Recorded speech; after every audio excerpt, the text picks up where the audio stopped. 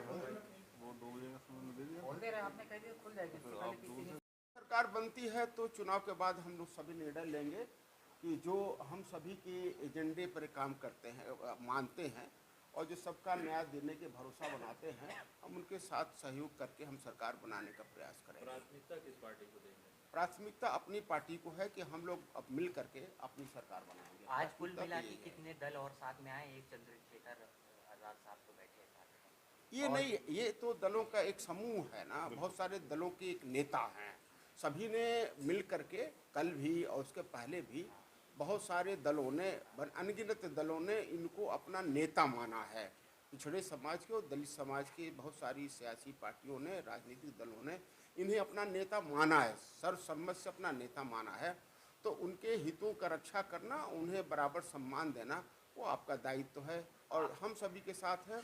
तो हम सब लोग मिल करके, जितने भी दल हैं, हम सभी के शामिल, हम सबका सम्मान करते हैं और सबके भागीदारी के साथ हम सबको अवसर देने। जब आपने ये अलायंस बनाया था, यूनाइटेड डेमोक्रेटिक अलायंस, तो आपने एक प्रेस कॉन्फ्रेंस की थी, उस वक्त आमिर रशादी साहब भी उसमें मौजूद थे।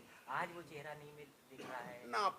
फिर वही हमने आप बताया ना, आमिर रशादी साहब यूनाइटेड डेमोक्रेटिक अलायंस के कन्वीनर हैं और यूनाइटेड डेमोक्रेटिक अलायंस का मैं प्रतिनिधि हूँ। ये तय किया गया है कि सभी दल के बजाय मैं एक प्रतिनिधि रहूं यूनाइटेड डेमोक्रेटिक अलायंस का, और जितने छोटी पार्टियां हैं पिछड़े और दलितों को, जिन्होंने चंद्रशेखर जी को अपना नेता माना है, वो हम दो ही लोग बैठेंगे प्रेस में, ताकि किसी तरह का प्रेस में किसी तरह का दिक्कत न हो। वो साथ है अभी? सभी साथ है, सभी साथ, सब लोग मिलकर के। चुनाव मैदान में उतरेंगे? मैं ऑलरेडी चुनाव मैदान में हूँ। संत कबीर नगर के खिलाबाद से मैं पहले भी विधायक 2012 से 17 तक रह चुका हूँ और फिर उसी विधानसभा से मैं प्रयासरत हूँ।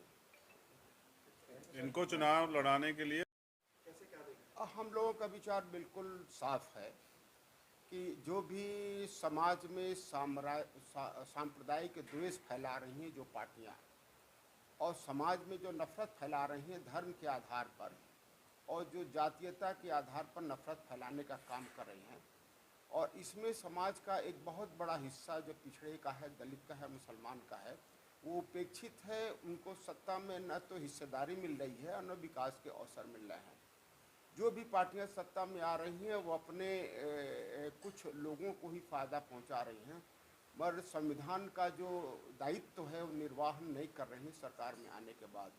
और यही वजह है कि हम सभी एकजुट होकर के उन सभी समाज का जो कमज़ोर तबके के लोग हैं, जो शोषित, पीड़ित और उपेक्षित हैं, हम उन सबको लेकर के उनको न्याय दिलाने का हम सभी लोग प्रयास कर रहे हैं। और यही वजह है कि हम सब एक साथ मिल करके इस संघर्ष को और मजबूती देने का काम कर रहे हैं। साफ विचार है कि जो समाज में सत्ता में हिस्सेदारी नहीं मिल पाई है, हम उसे समाज में सत्ता में हिस्सेदारी दे रहे हैं और ईमानदारी के साथ समाज के सभी वर्गों का, ताकि विकास हो सके। हम सभी ने ये फैसला लिया है कि चूँकि पिछड़े और दलित के बहुत सारे नेता की पार्टियों ने भाई चंद्रशेखर जी को अपना नेता माना है और उन लोगों ने सभी ने समर्थन दिया है, इसलिए हम सभी ने निर्णय लिया है कि अगर हम सभी की सरकार बनती है, इस जॉइंट जो परिवर्तन की सरकार बनती है, तो हमारे मुख्यमंत्री जो होंगे वो चंद्रशेखर जी होंगे और पिछड़े समाज की जितनी नेतृत्व की पार्टियां हैं वो पिछड़े समाज का एक उप मुख्यमंत्री और मुस्लिम समाज का एक उप मुख्यमंत्री होगा। दो उप मुख्यमंत्री होंगे, मगर वो दोनों उप मुख्यमंत्री और मुस्लिम समाज के जितनी राजनीतिक दल हैं उनसे होंगे और पिछड़े वर्ग का एक उप मुख्यमंत्री होगा। जो पिछड़े दल के सभी दल हैं जो साथ में हम लोग के हैं, उनके नेतृत्व से एक उप मुख्यमंत्री होगा। देखिए, एक सामाजिक परिवर्तन मोर्चा बनाया गया है, उसमें बहुत सारे दल हैं और वो दल उत्तर प्रदेश में सत्ता परिवर्तन के लिए विकल्प बनने का प्रयास कर रहे हैं, क्योंकि पिछले 5 साल में हमने गांव-गांव में मेहनत की है, संगठन तैयार किया है और बीजेपी के खिलाफ अगर कोई विपक्ष की लड़ाई लड़ रहा था तो वो इसी गठबंधन के और हमारे नेता लोग थे। तो अब ये तय हुआ कि हम लोग मिलकर संयुक्त रूप से उत्तर प्रदेश का चुनाव लड़ेंगे और ये गठबंधन जो है डॉक्टर अयूब साहब जो हमारे भाई हैं उनके नेतृत्व में और हमारे नेतृत्व में ये गठबंधन पूरे उत्तर प्रदेश के अंदर 403 विधानसभा पे चुनाव लड़ेगा। सर कितनी सीटों पे चुनाव लड़ेंगे? सभी सीटों पे चुनाव लड़ेंगे। गठबंधन में 35 से ज़्यादा दलों की घोषणा अभी हुई थी और जबकि क्योंकि भाई साहब रास्ते में थे तो समय से नहीं आ पाए, तो उनकी वजह से मैंने कहा था कि 4:30 बजे के बाद जैसे भाई साहब आ जाएंगे तो हम लोग मिलके जो है संयुक्त रूप से इसकी घोषणा करेंगे।